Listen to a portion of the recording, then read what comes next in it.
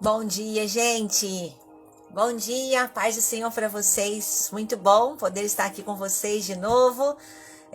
Já estava com saudades, mas é bom poder estar aqui juntinho para falar um pouquinho de Jesus, para refletir um pouco, ver o que o Senhor tem para falar com a gente hoje. E o salmo de hoje é muito lindo, é um salmo que é um salmo messiânico, né? Conhecido como um salmo messiânico. E a gente vai mergulhar, né, nessa profundidade mesmo, de fazer essas comparações mesmo com Jesus, né? Um salmo que o profeta Davi traz. Bom dia, Rosângela! E sim, ele é... Bom dia, amiga! E sim, ele é conhecido por muitos como profeta, né? Então, Davi é conhecido por muitos discípulos do Novo Testamento como um profeta. Por quê? Porque por muitas vezes ele falava e as coisas que iriam acontecer, né? Então as pessoas ficavam, acredito que toda voz de profeta, elas trazem um temor e um, nossa, que legal, né? Saber que tem um profeta falando, predizendo algo que vai acontecer. E Davi fazia isso. Bom dia, minha amada. É verdade, tem que começar com alegria o dia, né? Assim fica muito melhor. Mas vamos orar, colocar esse dia nas mãos do Senhor, essa palavra nas mãos dele, e crentes, confiantes, né, de que o Senhor tem uma porção reservada para nós nessa manhã. Pai, obrigada por mais essa manhã. Obrigada por mais esse dia que o Senhor preparou para nós. Como é bom estar na sua presença. Como é bom falar contigo, ouvir a tua voz, sentir o teu toque, ser ministrado pelo teu Espírito Santo. Como é bom contar com o suporte dessa trindade maravilhosa, sempre pronta e disposta para nos abençoar. Nós agradecemos ao Senhor pela noite de sono, pelo dia incrível que nós tivemos ontem. Obrigada, Senhor, pelo ar que passou pelos nossos pulmões. Muito obrigada, Senhor. E nós clamamos para que o dia de hoje seja completamente direcionado pelo Teu Espírito. Senhor, cada um de nós teremos desafios a enfrentar hoje. E nós sabemos que com o Senhor nós somos vencedores. Nós vencemos todos os desafios, papai. E por isso nós clamamos: enche-nos, enche-nos, enche-nos, Espírito Santo, nos capacita, resplandeça mesmo o teu rosto através do nosso rosto. Vem, Espírito Santo, e nos guie, nos conduza, no nome de Jesus. Amém, amém. Bom dia, Zé, vamos ver você aqui, acordou cedo. Então, como eu estava dizendo, gente, esse salmo, que é o Salmo 69, ele é um salmo que é um manifesto de inocência de Davi, né? Davi está ali manifestando a sua inocência durante todo o salmo, que não é um salmo pequenininho como os que a gente geralmente está acostumado, ele tem 36 versículos. E também é um salmo considerado por muitos como um salmo messiânico, né? Por quê? Porque tem alguns momentos, alguns trechos, né, que predizem o sofrimento de Jesus, né? Que tem coisas em comum. Então, alguns trechos do Salmo 69, eles são citados no Novo Testamento, tá? Esse não é o único exclusivo salmo messiânico, mas existem outros. E por isso que Davi era conhecido por muitos do Antigo Testamento como um profeta, porque ele predizia, falava coisas que de fato aconteceram depois. Então a gente vai em alguns momentos entender que o que Davi está falando é parte do seu sofrimento, em outros momentos a gente vai ver que isso tem muita ligação com o que Jesus sofreu, né? Então a gente vai começar, eu vou lendo e explicando, tá? A gente vai conversando. E aí, se vocês quiserem fazer qualquer observação aí embaixo, pode fazer também, tá bom? Que a gente vai ver. Eu vou ver.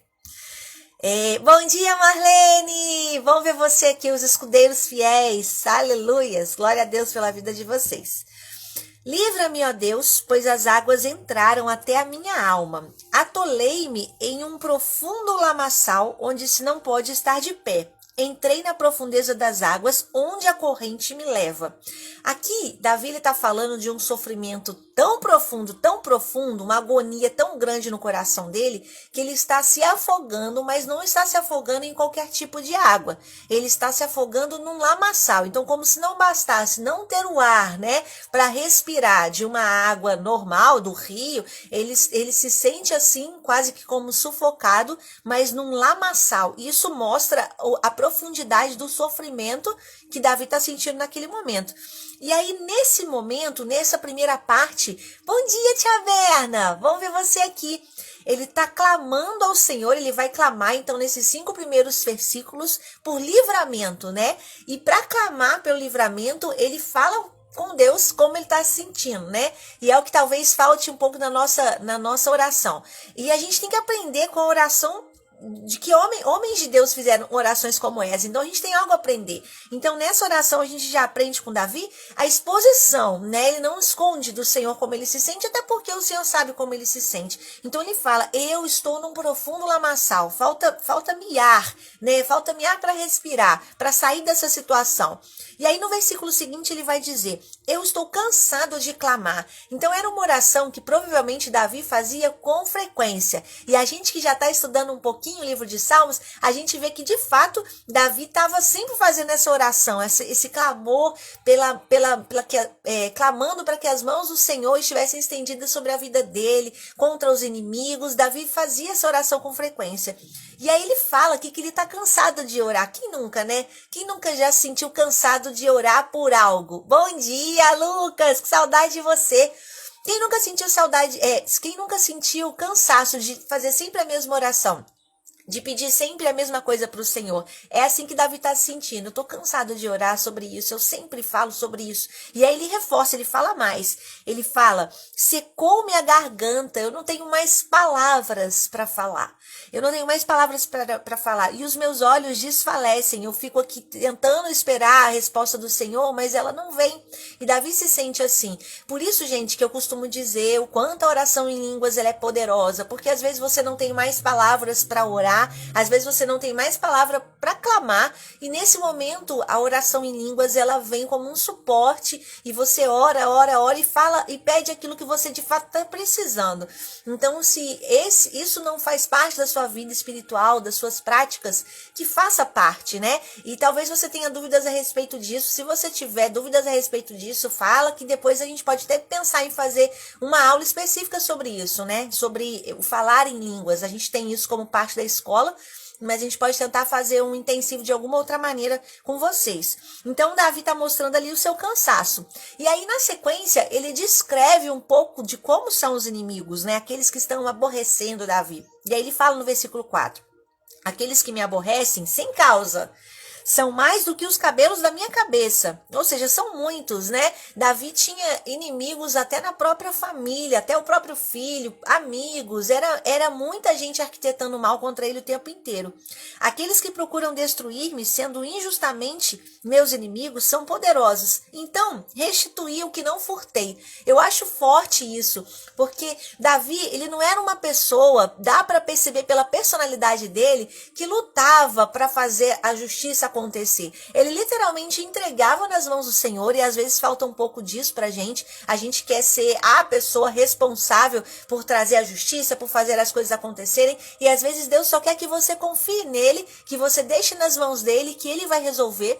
E Davi tinha tanta essa personalidade que ele fala que ele restituiu aos inimigos dele aquilo que ele não furtou. É como: eu não quero briga com ninguém, eu devolvo aquilo que eu não roubei, para que haja paz, né? Para que as coisas fiquem bem.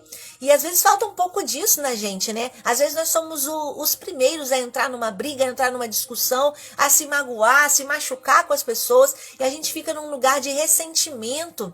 E esse lugar de ressentimento é muito perigoso, porque às vezes esse lugar de ressentimento faz a nossa alma imaginar coisas que não aconteceram, faz a gente pensar coisas que não fazem sentido, né? Então saia desse lugar de ressentimento no seu coração, no nome de Jesus. Não se permita ressentir ou ficar ali remoendo coisas que às vezes nem merecem essa intensidade toda que a nossa alma dá. Então, no nome de Jesus, se por acaso existe alguém aqui que fica ressentido com facilidade, que o seu coração ganhe a força agora de um leão, né? Como o de Davi, que você seja capaz de até restituir aquilo que você não roubou, aquilo que você não pegou, para que haja paz, né? Seja um pacificador, né? Seja aquele que leva paz, seja aquele que leva reconciliação entre as pessoas, e não uma pessoa que faz divisão, né? Que causa divisão entre as pessoas. E aí, continuando, no versículo 5, ele vai clamar a Deus novamente, vai falar: Tu, ó Deus, bem conheces a minha incipiência e os meus pecados não te são encobertos. E é por isso que a gente comenta do Salmo Messiânico que alguns trechos eles refletem o que Jesus passou. Esse trecho, por exemplo, como que Jesus poderia se enquadrar nesse versículo? Não tem como, porque aqui o salmista ele está fazendo uma analogia e mostrando, ele sabe que ele é pecador, né? Ele sabe que ele peca e que os pecados não são encobertos. Então esse trecho aqui, por exemplo, não se enquadra com Jesus. Por quê? Porque se a gente pegar lá na Bíblia, em 1 Pedro 2:22, vai falar sobre Jesus, aquele que não cometeu pecado, nem dolo algum se achou em sua boca. Então não há pecado em Jesus, mas em nós, seres humanos, existe pecado, existe dolo, existe coisas que às vezes nós falamos e que nós não deveríamos dizer, né? E aqui a gente vê o salmista sendo o homem, né? E reconhecendo a sua culpa. E às vezes falta um pouco disso dentro da gente. Por quê? Porque o Davi está vivendo um sofrimento muito grande aqui nesse momento e ele reconhece a sua culpa em parte desse sofrimento. E a gente precisa entender que, infelizmente, muitos sofrimentos que nós temos nessa terra, eles são frutos de escolhas que nós fizemos, né? Às vezes a gente acha que o inimigo está sempre perseguindo a gente e acontece, ele pode te perseguir, mas existem sofrimentos que acontecem porque tomamos decisões erradas e precisa ter esse reconhecimento da nossa parte. Senhor, eu errei. Senhor, foi culpa minha, foi falha minha. Me ajude a consertar essa situação, a arrumar essa situação. Precisa ter esse reconhecimento. E por que precisa? Porque na medida que vem esse reconhecimento, vem também uma mudança de mentalidade, que é algo que a gente fala aqui com tanta frequência. Por que a nossa mente precisa mudar? Se eu entendo que eu não errei, se eu acho que as coisas não, estão tudo normal, eu nunca vou abrir a minha mente para as coisas que de fato aconteceram, para aquilo que está por detrás dos acontecimentos, né? Então, no nome de Jesus, eu também declaro uma mudança de mentalidade, que você seja capaz de ver a situação, o problema que você está vivendo, o problema que você está inserido com uma perspectiva diferente, que talvez sejam ali consequências de atitudes, e aí o clamor tem que ser diferente. O clamor é: Senhor, me ajuda, eu reconheço o meu pecado, eu reconheço que talvez isso seja fruto das minhas próprias escolhas, que não era isso que o Senhor tinha desejado e sonhado para mim, mas me ajude a sair dessa situação. E com certeza o nosso Pai amoroso, o nosso Pai bondoso estenderá os olhos dele sobre nós, né? Porque ele é o Deus que faz isso o tempo todo. E aí no versículo 6 vai falar assim: não sejam envergonhados por minha causa aqueles que esperam em ti, ó Senhor, Senhor dos exércitos. Não sejam confundidos por minha causa aqueles que te buscam, porque por amor de ti tenho suportado a afronta. A confusão cobriu o meu rosto. Aqui a gente já começa a ver um pouquinho mais características de um salmo messiânico, né? Jesus poderia facilmente, com certeza em muitos momentos ele falou: por amor a ti, por amar você, meu Pai, né? Eu escolhi ser o caminho, a verdade e a vida, aquele que conduz as pessoas para perto do Pai. Então Jesus poderia facilmente fazer essa oração: por amor a ti eu tenho suportado a afronta, né? Tenho sido alvo, tenho sido vítima de afronta dos meus inimigos. Tenho me tornado como um estranho para com os meus irmãos e um desconhecido para com os filhos da minha mãe. Naquela época, as mulheres, elas tinham filhos de diversos homens, né? Então, não é uma família tradicional, entre aspas, como a gente está acostumado nos dias de hoje, né? A gente pode ver que um homem tinha várias esposas, e aí haviam vários filhos. Então, quando ele fala disso, ele se sente num ambiente onde ele está na família dele, mas ele não se sente em casa. As pessoas parecem desconhecidas. Imagina se sentir assim, que sofrimento, que tristeza. Aquela pessoa que você tem o suporte, que você tem o apoio nela, você não sentir que você tem mais o suporte e apoio nela, porque ela pode até estar planejando o mal contra você. É uma situação de desespero, né? Existem algumas expressões que falam que quando a gente vive um sofrimento muito grande, alinhado à incredulidade, isso a soma desses dois fatores, sofrimento mais incredulidade, é igual a desespero. Por isso que muita gente, às vezes, acaba tomando decisões desesperadas, né? Como se matar, como entrar em brigas e confusões. Porque quando existe a incredulidade, é por isso que a gente tem que orar e clamar para que a incredulidade nunca entre no nosso coração. Mas imagina você passar por um sofrimento e não ter a esperança de que aquilo pode passar, né? A palavra do Senhor, ela nos dá esperança o tempo todo. O tempo todo nós somos guiados a ter esperança. Se se não nesse mundo, no mundo que está por vir, no reino que virá. E a esperança nos nutre. Então a gente passa por sofrimento, passa por dor, mas a gente sabe, isso vai passar, isso produz algo bom em mim. Então essas palavras que a gente escuta e que a gente vai vivenciando no dia a dia, elas nos levam para um lugar de esperança. Imagine não viver isso, né? Então, no nome de Jesus, eu também declaro sobre a sua vida que todo espírito de incredulidade caia fora, vai embora no nome de Jesus, porque a incredulidade nos leva para um lugar de desespero, nos leva para esse lamaçal, para esse medo perturbador, né? Nos traz essa perturbação na mente, e não é esse lugar que o Senhor tem para você.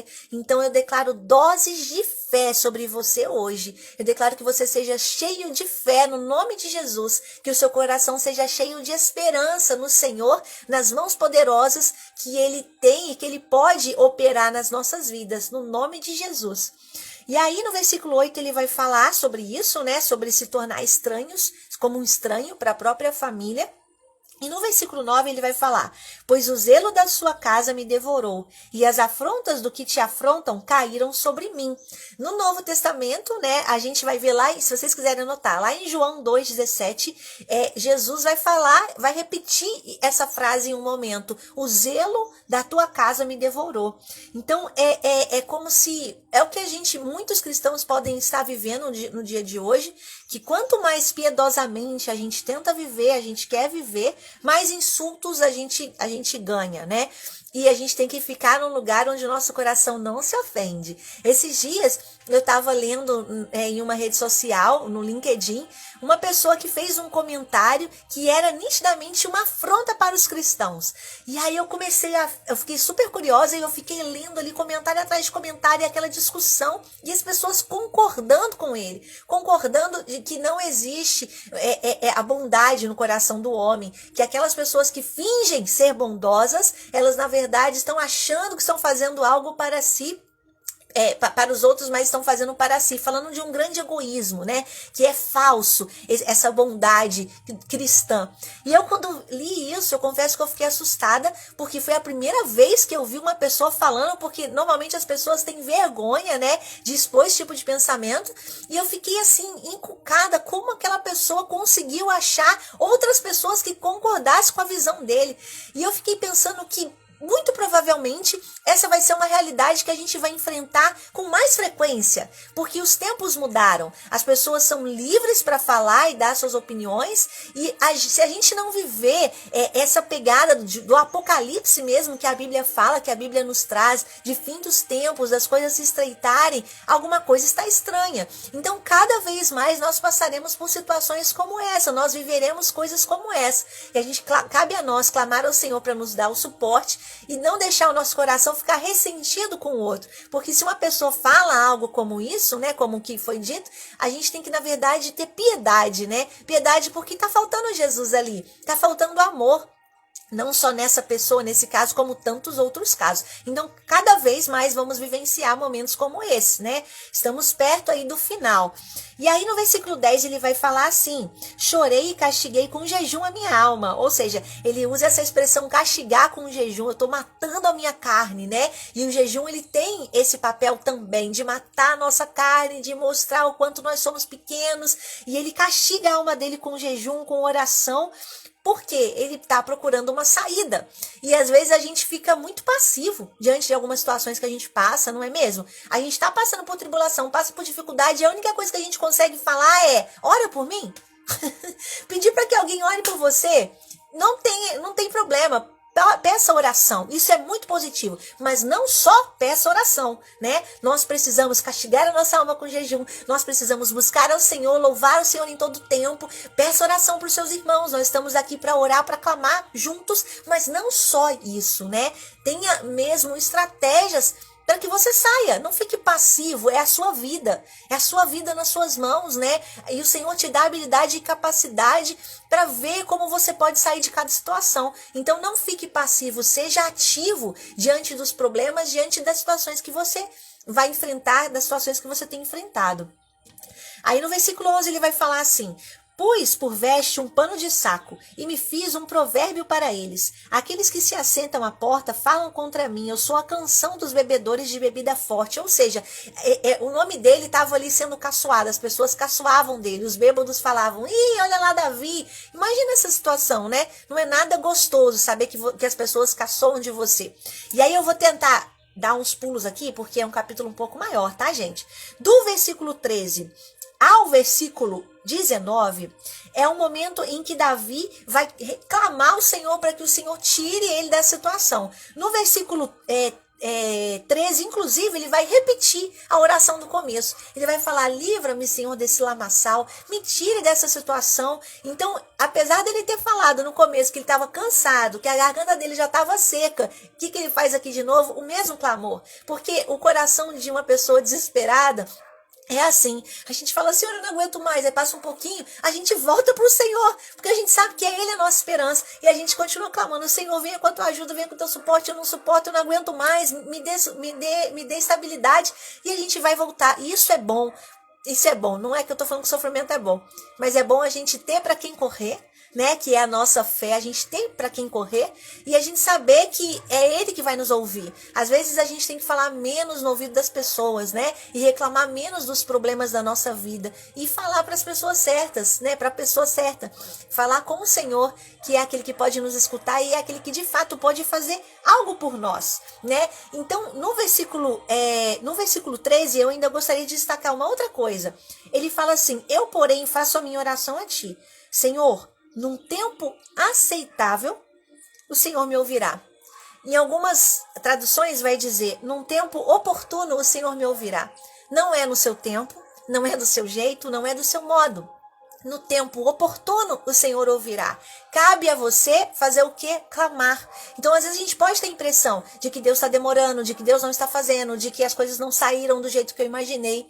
No tempo oportuno, o Senhor ouvirá. E isso precisa entrar na nossa cabeça. E entrar de verdade. Porque eu percebo que muitas crises existenciais na vida do crente, elas acontecem exatamente porque as respostas não vêm na hora que a gente imagina. E no mundo que é tão rápido, onde um atraso de 30 segundos na internet, eu já falo que a internet está lenta, né? A gente está mais impaciente, a gente está mais acelerado. Nesse mundo mais acelerado, quando Deus não me responde no dia que eu clamei, ele já está atrasado, ele já está demorando demais. E é verdade, nós somos assim, a gente quer as coisas para ontem, mas no tempo oportuno o Senhor te responderá. Mas por quê?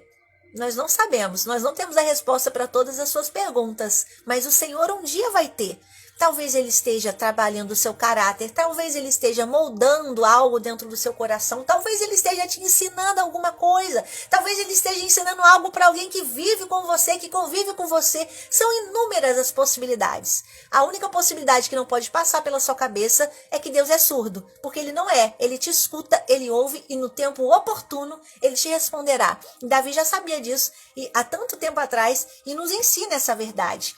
E aí, no versículo 15, que eu vou destacar também, ele vai falar assim, não me leve às correntes das águas, e nem me absorva o abismo, nem o poço feche a minha boca.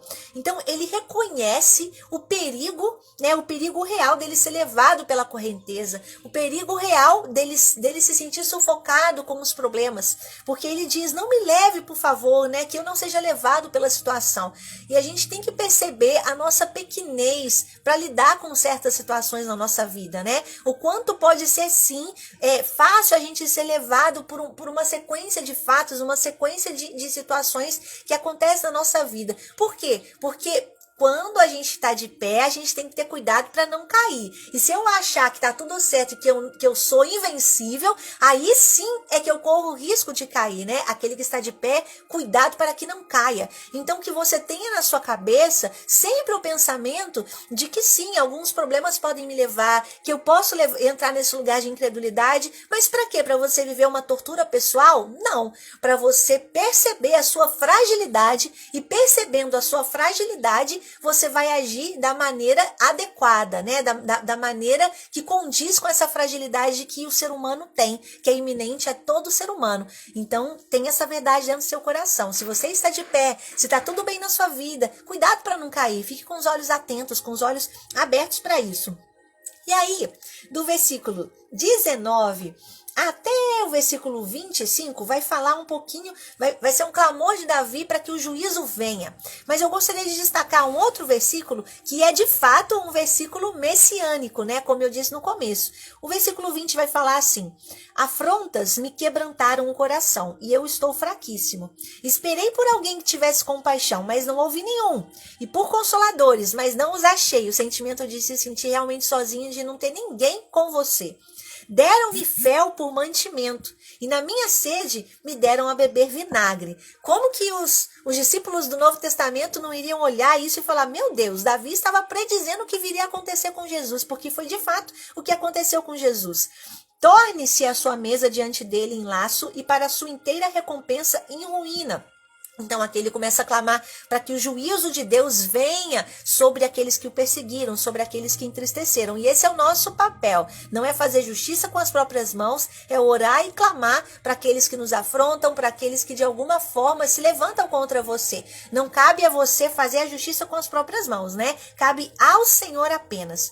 E aí na parte final desse capítulo, a gente vê que de um coração aflito, de um coração exausto, de um coração cansado, com uma agonia mental, com uma agonia psicológica, ele vai de um extremo ao outro quando ele fala: louvarei o nome de Deus com um cântico e engrandecê-lo-ei com ação de graças. Então o mesmo coração aflito é capaz de louvar ao Senhor.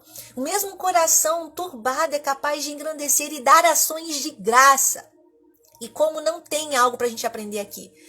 Existem muitos ensinamentos implícitos dentro dessa palavra, porque nós, por tantas vezes, paralisamos quando a gente passa por uma situação muito difícil, um sofrimento, uma dor muito difícil, a gente paralisa. Mas é aí que a gente tem que encontrar forças para render ações de graças e para louvar ao Senhor em todo o tempo. Davi faz isso com excelência e nos ensina. Ele escreve canções, né? Escreveu canções inspiradoras, exatamente dos seus momentos de dores, né? Nos momentos em que ele sentia dor, que ele sentia tristeza.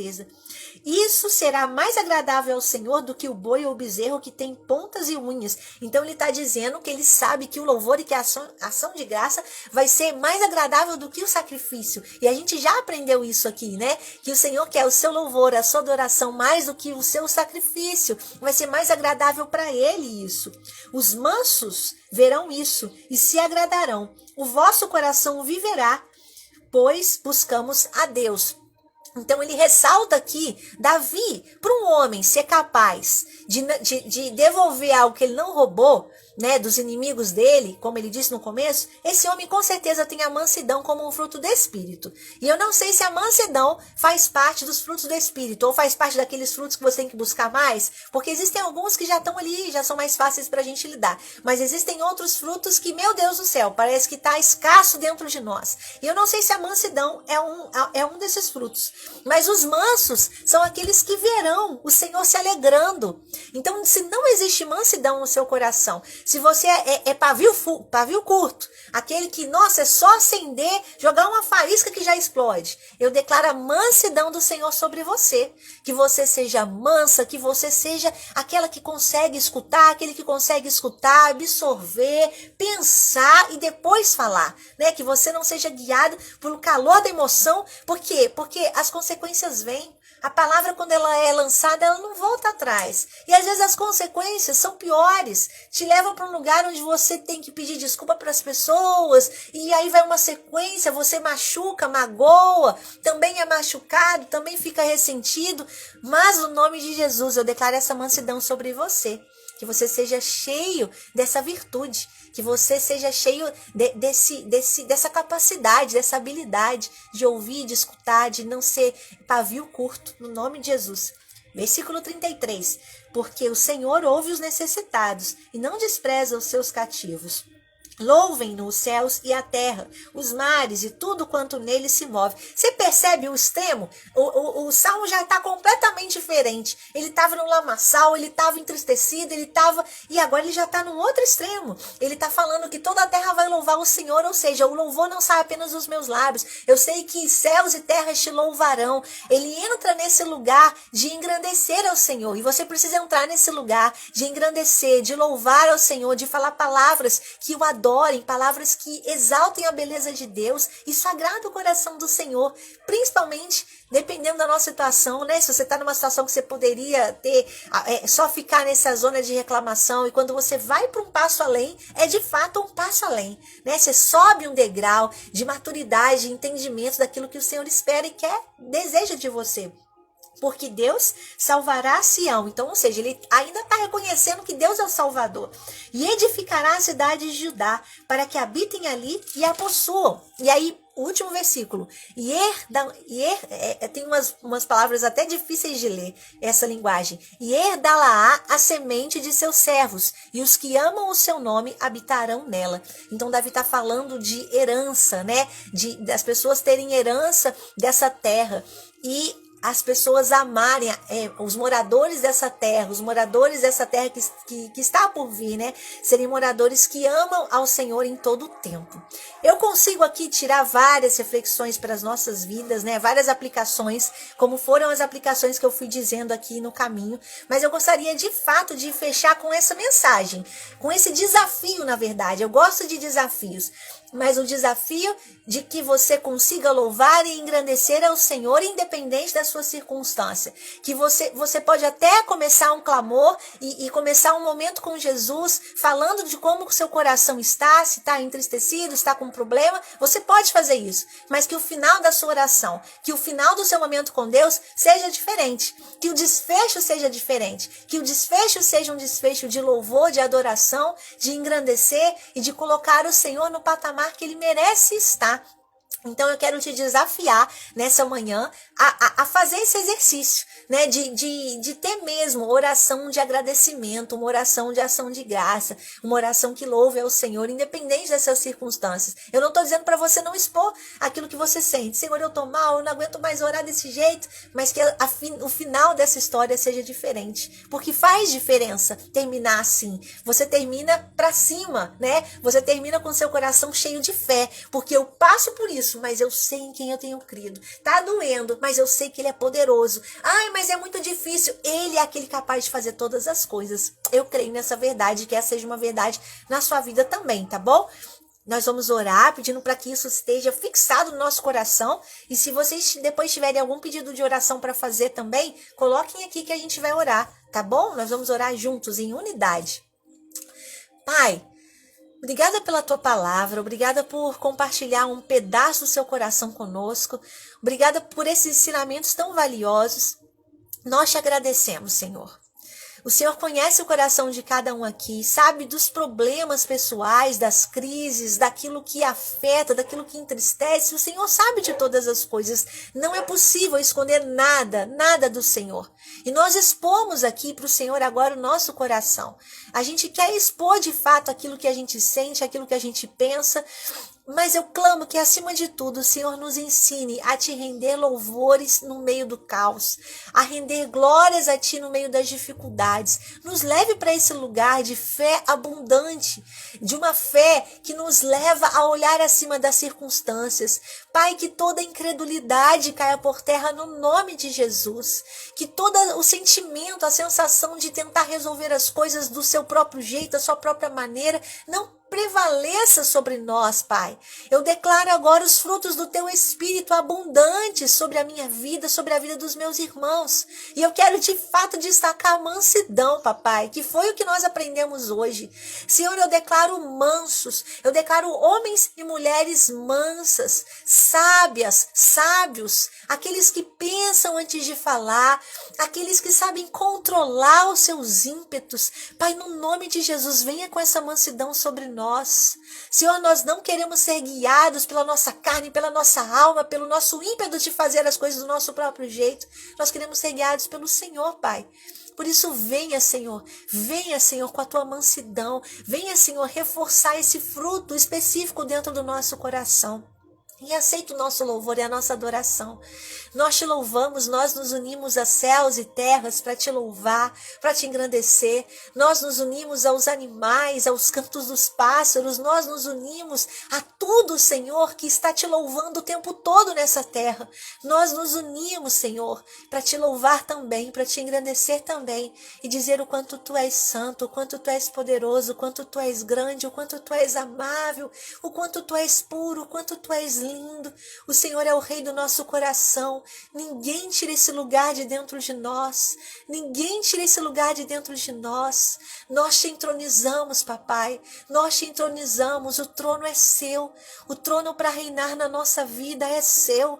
Nós saímos agora desse trono de tentar ter o controle, de tentar guiar as pessoas e guiar a nossa própria vida.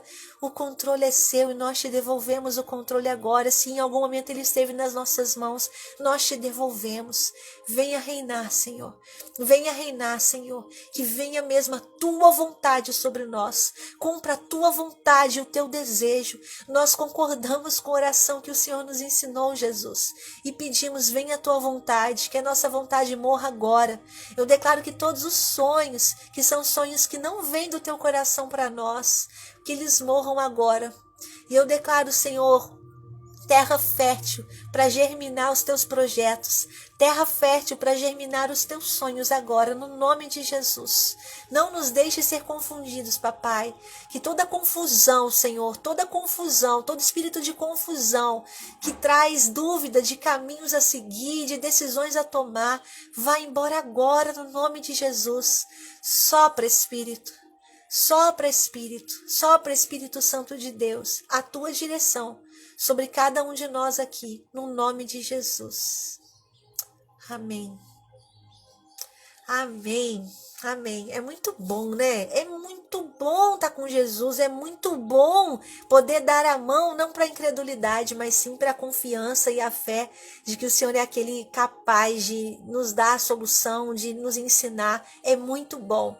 E eu agradeço a Deus todos os dias porque eu tenho esse privilégio, eu me sinto privilegiada, porque quando as pessoas andam sem esperança, é porque elas ainda não conheceram Jesus. Elas precisam conhecer Jesus, porque Jesus pode mudar a vida delas.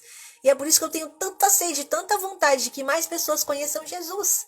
Porque se elas estão perdidas e se elas sentem dor no coração, se elas sentem tristeza, é porque elas ainda não tiveram essa experiência, né? Tia Berna, glória a Deus, Tia Berna, glória a Deus. Nós oramos, né, pela sua saúde. Glória a Deus, eu também glorifico a Deus, porque o Senhor é aquele que vem com resposta para as nossas orações, que Deus continue te fortalecendo mais e mais, a você, a casa de todos vocês, a família de todos vocês, que Deus abençoe vocês grandemente, tá? Guardem essa palavra no coração e exercitem, né? Que o seu dia hoje você não finalize reclamando, você finalize louvando e agradecendo ao Senhor, rendendo glórias e graças a Ele, porque Ele é o único merecedor, né? Deus abençoe vocês. Amanhã o Zé traz o Salmo 70 para vocês e assim seguimos aprendendo, né? Já estamos aí, gente, já fomos longe demais, né? Já são 70 dias estudando a palavra do Senhor, isso é maravilhoso. Obrigada por vocês que têm estado aqui com a gente. Vocês são bênção, vocês nos encorajam. Não importa a quantidade, né? É bênção saber que a gente está abençoando e levando Jesus, né? Trazendo um pouquinho do céu pro coração de vocês. Obrigada mesmo, tá? Fiquem com Deus, tenham um dia abençoado. Glória a Deus.